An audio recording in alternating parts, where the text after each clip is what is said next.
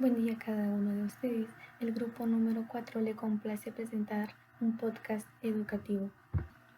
Mi nombre es Norma Susana Morales Pelico. Me identifico con el número de carnet 2024-00745 acerca de la parte de la sección 1 del tema filosofía, idealismo y materialismo.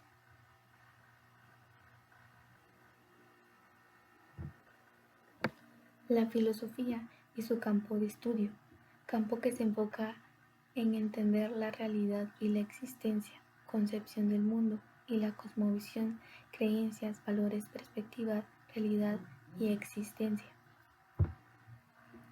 En este caso, es una herramienta para cuestionar, analizar la forma en que entendemos el mundo y el lugar que tenemos en él. La concepción del mundo es un tema fundamental en la filosofía, puesto que es el conjunto de creencias, valores y perspectivas que una persona o grupo tiene sobre la realidad y la existencia. El problema fundamental de la filosofía, en este caso, es la mente, el yo, el pensador, la realidad, el mundo y lo que existe fuera de la mente. El problema es en la relación entre el ser y el pensamiento, es decir, la cuestión de cómo la mente y la realidad están conectadas. De igual forma tienen auge dos corrientes, que en este caso es el idealismo, que se basa en la conciencia y lo espiritual, y el materialismo, que acerca de la naturaleza física o material. Idealismo y sus formas. El idealismo sostiene que la realidad fundamental está constituida por ideas, la mente o la conciencia. Se puede dividir en el idealismo subjetivo, que solo existe las mentes y sus ideas. En el idealismo objetivo, las ideas o formas abstractas son la verdadera realidad. Materialismo y sus formas, que sostiene que la realidad fundamental es de la naturaleza material, que se divide en el materialismo dialéctico, el materialismo clásico y el científico. De igual manera, podemos encontrar algunas diferencias entre el idealismo versus el materialismo. Como en la naturaleza de la realidad, en cuestión al idealismo, es mental o espiritual. El materialismo es física y tangible. En cuestión de conocimiento y percepción, el idealismo se obtiene a través de la intuición y la percepción mental, y el materialismo a través de las observaciones empíricas y el método científico. Y también podemos encontrar otros subtemas, la cual se puede diferenciar en cuestión de conciencia o causalidad. Impacto y relevancia de estas corrientes. En el caso del idealismo, que es aquella que sostiene que la realidad es fundamental, que está compuesta por ideas y que la materia depende de la mente que la percibe, de modo que esto ha influido en diversas áreas, desde la metafísica hasta la ética y la religión. El impacto del materialismo parte que toda realidad es material y que la mente es resultado de procesos físicos. Esto impulsando avances en la ciencia moderna, y de igual forma resalta que ha sido clave en la medicina, la biología y la física al buscar explicaciones empíricas y basadas en evidencias. La verdad relativa. Lo verdadero puede depender de diversos factores, como el contexto en donde nos encontramos, la perspectiva o las circunstancias. No existe una verdad universal aplicable en todos los casos, sino que las afirmaciones de verdad pueden variar según factores individuales, sociales o culturales. En cuestión a la verdad absoluta, la existencia de verdades inmutables y universales que no dependen de ningún contexto o perspectiva. Estas verdades no cambian con el tiempo ni dependen de las creencias individuales o culturales. Estas son aplicables en todas partes y en cualquier momento, ofreciendo una base firme para conceptos de conocimiento. El pragmatismo. El pragmatismo sostiene que el significado y la verdad de una idea se encuentra en sus consecuencias y prácticas, en su utilidad en la vida cotidiana. En este caso es interesante porque rompe con la idea de que el conocimiento debe estar centrado en teorías abstractas o verdades absolutas. Esencialismo, énfasis en la experiencia, pluralismo y apertura. El positivismo es aquella que sostiene que el conocimiento verdadero se obtiene únicamente a través de la experiencia empírica y la observación científica. Se centra en los hechos observables y en las leyes científicas que pueden ser verificables. La diferencia entre el pragmatismo y el positivismo es que el pragmatismo se centra en la utilidad y los resultados prácticos de la idea, y el positivismo sostiene que el conocimiento verdadero solo puede derivarse de la experiencia empírica y la observación científica. Se presentan el impacto y la relevancia en el contexto actual de cada una de estas corrientes, la cual ha influido de una manera impactante en la realidad social. Buenas tardes, licenciada. Mi nombre es Melissa Rebeca Gutiérrez Espinosa. Me identifico con el carnet 2024-00746 y voy a aperturar la sección número 2, leyes y categorías de la dialéctica. Las leyes y teorías de la y categorías de la dialéctica nos ofrecen un marco metodológico que nos ayuda a interpretar como trabajadores sociales la realidad social, ya que ésta se ha transformado a través del tiempo, y este conocimiento pues por ende es muy valioso, ya que nos permite orientar nuestra acción y las políticas sociales de una forma adecuada y efectiva, evidentemente pues aplicando este paradigma a nuestros desafíos. Las principales leyes de la dialéctica son la ley de la unidad y lucha de contrarios. Esta establece que todos los fenómenos tienen opuestos y que están en constante lucha, y que esta lucha impulsa el cambio y el desarrollo. Uno de estos ejemplos pueden ser los diversos movimientos que existen, o por ejemplo, pues que siempre hay cosas que tienen como una contraparte, por ejemplo, la igualdad, la desigualdad, o como bien decía, en muchos movimientos como sociales existe una contraparte o existe un desacuerdo y una parte en la que está de acuerdo. Entonces esto hace que exista un cambio o un desarrollo que se puede llegar a ver más adelante. La ley de la transformación de la cualidad en cantidad. Esta ley establece que los cambios cuantitativos graduales llevan a cambios cualitativos. Esta acumulación de pequeños cambios transforma la naturaleza de un fenómeno. Un ejemplo de esto puede ser que en una empresa se dé explotación laboral o las condiciones de trabajo sean muy desfavorables para los empleados.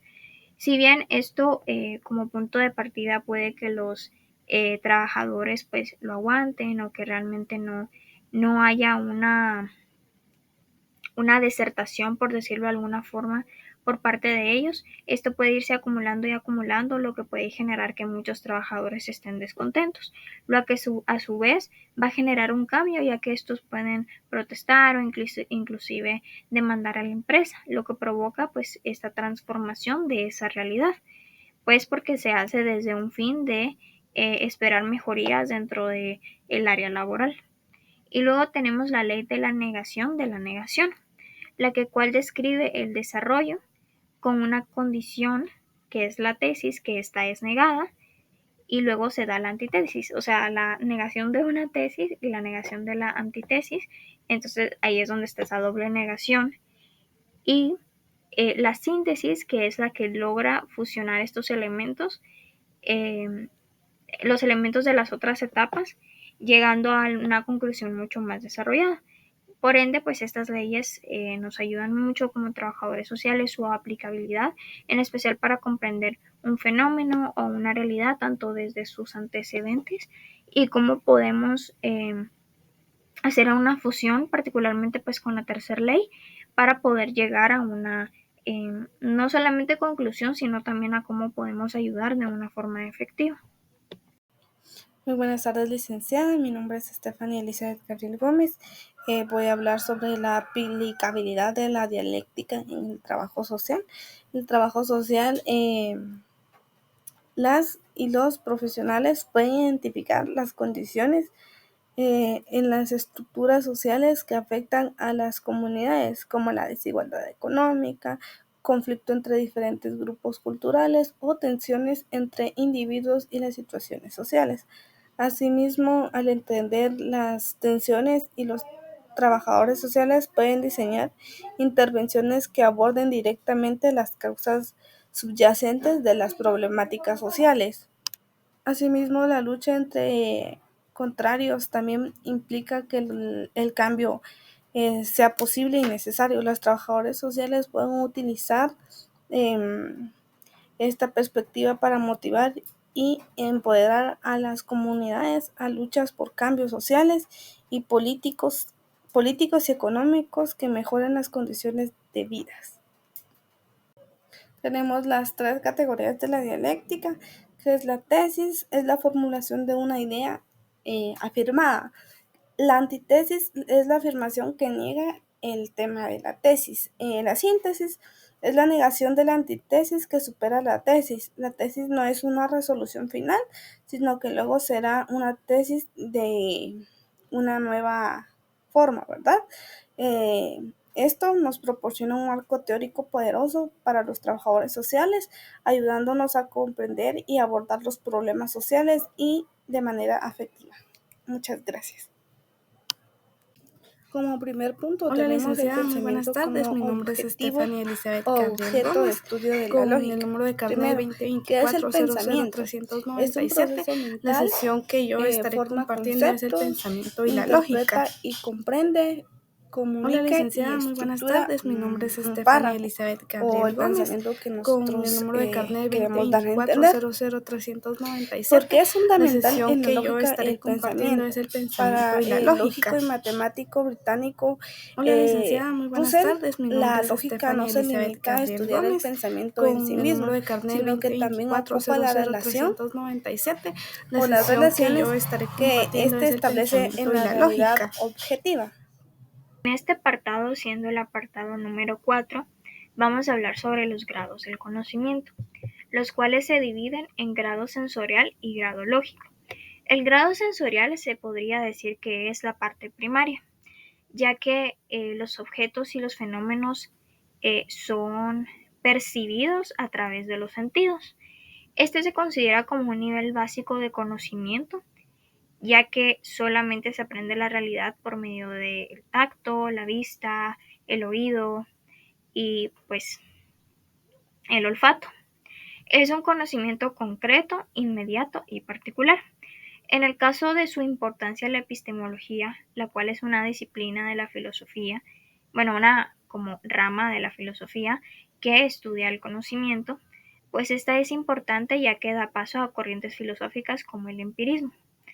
Mientras que el grado lógico podríamos decir que es como la parte secundaria, ya que implica más abstracción y razonamiento por parte de la persona, ya que hace que el conocimiento sea mucho más complejo, ya que hace operaciones más mentales, formula teorías, asociamos como una cosa con otra, generamos deducciones, y su importancia en la epistemología radica en que es un conjunto, o sea, estos dos partes, tanto el grado sensorial como el grado lógico, forman parte de un conjunto de cómo se adquiere este tipo de conocimiento. Evidentemente el grado lógico es un poquito más complejo, como ya lo dije, y como que forma este cierre entre cómo se empieza con una cosa y termina con otra, en relación a que tiende a ser más desarrollado o toma más como esta parte del razonamiento. Un ejemplo que podríamos dar es, por ejemplo, los niños que son muy pequeños todavía están en un grado sensorial, ya que simplemente perciben la realidad por medio de los sentidos. Sin embargo, como no tienen un pensamiento desarrollado a esa etapa, no hacen un razonamiento acerca de un hecho en específico o un objeto en específico. Simplemente lo ven a través de sus sentidos, pero no existe un razonamiento detrás. Mientras que conforme vamos creciendo, vamos adquiriendo ese grado lógico en el que hacemos un razonamiento mucho más complejo de los objetos o de los fenómenos. La creación de conceptos en el proceso de conocimiento. Tanto el grado sensorial como el grado lógico son un conjunto, ya que el fin de ambas es evidentemente el conocimiento, ya que el conocimiento pues empieza percibiéndose desde los sentidos y hacemos un razonamiento más profundo. Esta unión de estos dos grados hace que tengamos una parte final, digamos como unir dos elementos que al final generan algo en específico, que en este caso sería el conocimiento. Y tanto el grado sensorial como el grado lógico son necesarios para esa adquisición de conocimientos. Ahora bien, ¿qué es el conocimiento? El conocimiento es un grado sensorial donde captamos por medio de los sentidos y es uno de los niveles más básicos y primarios para la obtención de conocimiento. Es decir, este es un grado sensorial, o sea que también lo percibimos a través de los conocimientos. Ahora bien, el concepto es la representación a través del lenguaje de cómo nosotros percibimos esas ideas. Como pueden ver, tanto el grado lógico como sensorial, el conocimiento, el concepto y luego los demás conceptos, valga la redundancia que vamos a ver más adelante, unifican todo la forma en cómo adquirimos conocimiento. Como bien dije, el concepto es como nosotros por un medio, ya sea verbal, escrito o pues de lenguaje, eh, eh, expresamos cómo concebimos los objetos o las situaciones y para comprender mejor lo que estudiamos. En el pensamiento lógico este juega un papel crucial, ya que el concepto nos permite organizar y entender la información de una manera coherente. Yo también agregaría que es una forma de también como retroalimentar ese conocimiento, en especial cuando lo hablamos con otras personas, porque alguien va a percibir una realidad o una idea o un fenómeno de una forma distinta a como nosotros lo vamos a percibir. Ahora, lo sensorial. Lo sensorial se refiere a cómo es captada la realidad, únicamente a través de los sentidos. Es directa y es uno de los niveles más básicos de conocimiento. Como bien saben, pues, y como se evidencia aquí, es muy importante o se le da gran importancia a cómo nosotros percibimos a través de los sentidos. Y ahora van a ver por qué. ¿Qué relación tienen el grado lógico y el grado sensorial? Como lo dije anteriormente, estas brindan aportes significativos al proceso de conocimiento, ya que el grado sensorial es como esa pequeña entrada hacia una realidad donde no estamos haciendo un razonamiento, pero estamos percibiendo a través de los sentidos, mientras que el grado lógico nos permite construir y razonar, dejando que esta percepción no solamente se quede en la superficie, ya que, por ejemplo, si solo tuviéramos el grado sensorial, no podría haber un razonamiento.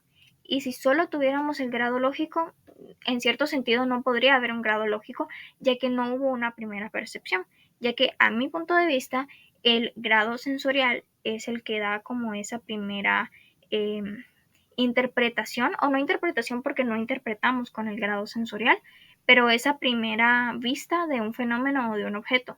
Por ende, sería muy complicado que nosotros lográsemos interpretar algo o lográramos razonarlo si no hemos tenido un primer contacto con ese objeto o ese fenómeno. Ahora bien, tenemos los aspectos importantes del pensamiento. Primero tenemos la abstracción, que es un proceso fundamental en el pensamiento mediante la cual el sujeto simplifica y organiza la información percibida al centrarse en las propiedades esenciales de un objeto o fenómeno. El razonamiento, proceso mental mediante la cual las personas analizan, organizan y relacionan las ideas para llegar a conclusiones o resolver problemas. La deducción es el proceso mental mediante la cual las personas analizan, organizan y relacionan ideas para llegar a conclusiones o resolver problemas. Asimismo, también tenemos el pensamiento humano y la lógica. En efecto, el pensamiento implica el proceso cognitivo superior como la conceptualización, el razonamiento, etc. Estos procesos mentales nos permiten ir más allá de manera de percepción sensorial y acceder a niveles más abstractos y reflexivos. Asimismo, Asimismo, tenemos cómo relacionar el pensamiento con los principios lógicos. El conocimiento es un resultado de un proceso complejo en el sujeto que refleja activamente la realidad objetiva en el pensamiento. La interacción entre el sujeto y el objeto es fundamental para construir el conocimiento, y la lógica proporciona las herramientas necesarias para razonar coherentemente y alcanzar las conclusiones válidas. El pensamiento y su relación con la realidad objetiva. Razonamiento lógico que nos permite derribar las conclusiones específicas a partir de las premisas generales, ya que es un proceso en el que si las premisas son verdaderas y el razonamiento es válido, las conclusiones necesariamente también serían verdaderas. El conocimiento como resultado del proceso de reflejar la realidad objetiva en el pensamiento. El conocimiento es una construcción compleja que resulta de la interacción entre el sujeto y el objeto. Este proceso involucra la capacidad de ser humano para reflejar la realidad objetiva del pensamiento. El papel de la lógica. El papel de la lógica es una herramienta indispensable en el proceso de adquisición de conocimiento, ya que proporciona las reglas y principios necesarios para razonar de manera coherente y llegar a la conclusión o conclusiones válidas. La lógica formal es desarrollada por filósofos como Aristóteles, Igor Fargen, estudia las estructuras de los argumentos y establece criterios para determinar su validez. Buenas tardes, licenciada. Mi nombre es Jocelyn Rothman. Me identifico con el número de carnet 2024-01101 y estoy a cargo de la sección número 5 que se refiere al razonamiento. Como primer punto tenemos la creación de nuevos conocimientos. El razonamiento es una herramienta fundamental para la adquisición de nuevos conocimientos, ya que permite conectar, interpretar y transformar la información a través de un proceso mental que involucra análisis, la comparación, la deducción y la inferencia. A través del razonamiento se puede establecer relaciones entre conceptos previos y nuevos, lo que facilita la comprensión de temas complejos o desconocidos. Este proceso es esencial para la aprehensión del conocimiento, ya que no solo implica memorizar o registrar información, sino entenderla profundamente y poder aplicarla en distintos contextos. Al razonar, el individuo es capaz de identificar patrones, reconocer estructuras y formular hipótesis, lo que no solo enriquece su aprendizaje, sino que también fomenta el pensamiento crítico. Como segundo punto tenemos la definición. El razonamiento es el proceso mental mediante el cual analizamos, organizamos y evaluamos información para llegar a una conclusión o resolver un problema. A través del razonamiento tomamos datos, experiencias y conocimientos previos y los estructuramos de manera lógica para entender una situación o decidir cómo actuar. Es fundamental para la toma de decisiones y para la resolución de problemas. Tenemos como tercer punto los errores. Los errores del razonamiento, también conocidos como falacias, son patrones defectuosos en el pensamiento que conducen a conclusiones incorrectas o engañosas. Existen muchos tipos de errores de razonamiento, como por ejemplo, las falacias lógicas, que se refiere a los errores en la estructura del razonamiento que pueden llevar a conclusiones inválidas o engañosas. La falacia de composición se refiere al error de suponer lo que es verdadero para una parte también lo es para el todo. La falta de evidencia. Llegar a una conclusión general con una cantidad insuficiente de evidencia. El falso dilema. Se refiere al error de presentar solo dos opciones como si fueran las únicas posibles cuando hay realidades más alternativas. Tenemos también los tipos de razonamiento. El razonamiento deductivo se refiere a un proceso lógico en el cual a partir de premisas generales se obtiene una conclusión específica. En este tipo de razonamiento, las premisas son verdaderas y el proceso lógico es correcto, por lo tanto vamos a tener una conclusión verdadera. El razonamiento inductivo es un proceso en el que se observa un conjunto de casos específicos o experiencias y a partir de ellos se infieren en reglas o principios generales. Este tipo de razonamiento no garantiza conclusiones absolutamente ciertas, sino razonablemente probables. Como siguiente punto tenemos el tratamiento clásico del razonamiento deductivo, el silogismo categórico. Como punto número 1, la premisa mayor. Se refiere a la afirmación general que establece una relación entre dos conceptos. Punto 2, la premisa menor. Afirmación que relaciona un caso particular con uno de los conceptos de la premisa mayor. Punto número 3, la conclusión. Se refiere a la deducción lógica que se deriva de las premisas establecidas. Tenemos por acá un ejemplo. Supongamos que tenemos las siguientes premisas. Premisa 1. Todos los seres humanos son mortales. Premisa 2.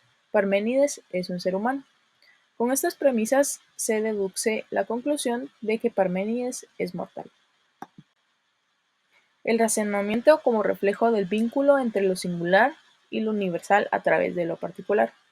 De lo singular a lo universal. El razonamiento nos permite ir de observaciones específicas a principios generales que las explican. De lo particular, opera como un puente entre lo singular y lo universal. A través de lo particular se observa cómo lo universal se manifiesta en situaciones específicas que conservan ciertos rasgos generales. Entender las conexiones. El razonamiento es fundamental para comprender los vínculos entre lo individual y lo general. Como siguiente punto tenemos las aplicaciones prácticas del razonamiento. Este razonamiento ayuda a estructurar el pensamiento, plantear preguntas relevantes y analizar situaciones de manera lógica, lo que es esencial para el éxito tanto en la vida profesional como personal. Podemos aplicar el razonamiento en distintas áreas como lo son la resolución de problemas, la toma de decisiones, innovación y creatividad, comunicación y argumentación y pensamiento crítico. El vínculo con la profesión de trabajo social. En la evaluación de situaciones, el razonamiento crítico permite a los trabajadores sociales analizar estos factores de manera objetiva y comprender las interconexiones entre ellos para un diagnóstico social preciso. En la resolución de problemas, la capacidad de razonamiento lógico permite a los trabajadores sociales abordar problemas y diseñar estrategias de intervención que sean efectivas y sostenibles. En la evaluación de resultados, el razonamiento crítico es necesario para analizar la efectividad de los métodos empleados y hacer ajustes según los cambios en las circunstancias o necesidades. Como siguiente punto tenemos la aplicabilidad en la realidad nacional. El razonamiento nos permite analizar situaciones desde distintas perspectivas y descomponer problemas complejos. También nos permite decidir, evaluando las consecuencias de cada opción y ponderando sus pros y sus contras. Y asimismo nos permite resolver. Los conflictos son inevitables en cualquier sociedad.